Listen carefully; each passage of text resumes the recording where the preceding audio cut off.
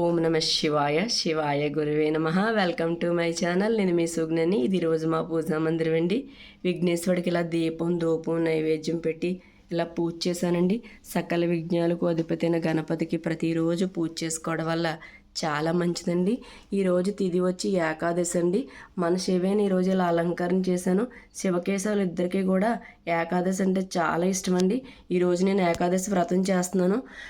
స్పెసిఫిక్గా చెప్పేది ఏంటంటే కనుక ఉపవాసం ఉండడం వల్ల ఈరోజు కోటి రెట్లు ఫలితాన్ని పొందేస్తారండి.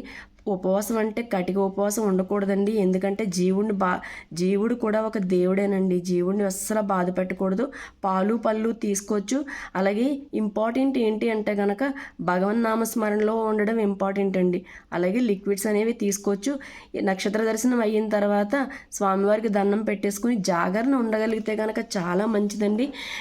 అలాగే తెల్లవారుజామునే గుడికి వెళ్ళడం, అభిషేకం అయిపోయిన తర్వాత బ్రాహ్మణికి స్వయం పాకం ఇచ్చి మనం ద్వాదశి ఇది కూడా చేసుకోవచ్చండి. స్ఫటికలింగం శ్రీచక్రాన కుంకుమ పూజ చేశాను.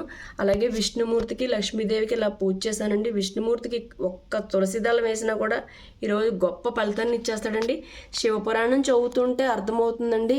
ఈ కార్తీక మాసంలో వేసే ఒక మారేడు దళం కానీ, విష్ణుమూర్తికి వేసే ఒక తులసి దళం కానీ, ఒక్క దీపం కానీ ఎన్నో కోట్ల రెట్లు ఫలితాన్ని ఇచ్చేస్తుందండి. ప్రతి చిన్న పని కూడా అంత ముక్తి మార్గాన్ని చూపేది కార్తీక మాసం అండి. అమ్మవారిని ఇలా అలంకరణ చేశాను. అమ్మవారికి దీపం, అమ్మవారి తాగడానికి నీళ్లు, తాంబూలం, గోమాతని ఇలా అలంకరణ చేశానండి. గోమాతకి తాంబూలం, దీపం, ధూపం నైవేద్యం పెట్టి ఇలా గోవిందనామాలు వేసుకున్నాను. అలాగే ఫస్ట్ టైం నా ఛానల్కి వచ్చినట్టయితే కనుక ప్లీజ్ సబ్స్క్రైబ్ చేయండి. అలాగే మీ ఫ్రెండ్స్ అండ్ ఫ్యామిలీ మెంబర్స్కి షేర్ చేయండి.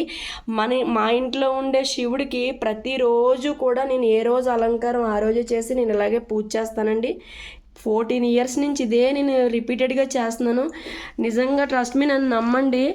భగవన్ నామస్మరణ మించింది ఏదీ లేదండి. ఆ జాతకాలు ఈ జాతకాలు ఏమి చేయవండి. అసలు ఎవరు ఏం కూడా చేయలేరు అనమాట.